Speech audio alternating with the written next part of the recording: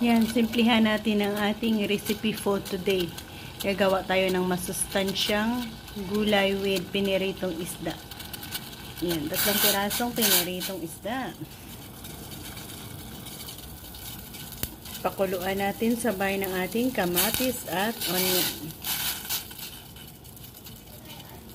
Lagyan natin ng patis, fish sauce.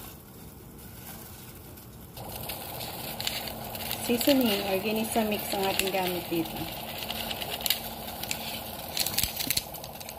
So, mag-add tayo ng konting asin lang, konti lang. Dahil nilagyan na rin natin yan ng patis kanina. Ayan, nakita na natin na may lasa na ang ating sabaw dyan. Pwede na natin i-add ang ating gulay na masarap. Paboritong gulay. Lupo. Lagi-lagi naman tayo ng ganitong gulay.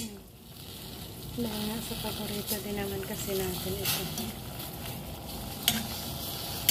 Mabilis na ito lutuin.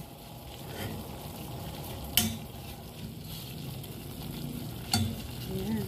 Takpan and ready to eat na tayo.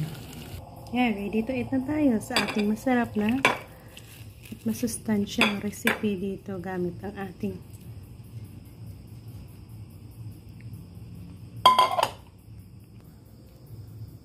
piniritong isda at gulay na ito. So, thank you again for joining me sa ating mabilis na pamamaraan yet masustansya na recipe. Bye-bye, God bless, and maraming salamat ulit.